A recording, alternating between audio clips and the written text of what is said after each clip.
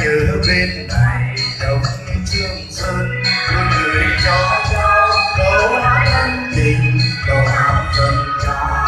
câu hát dân lao xuống, câu hát dân ca của quê mình quan họ đến với nhau.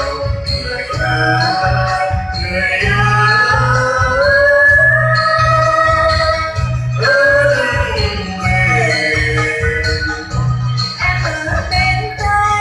nhớ bên đông hai đứa nghe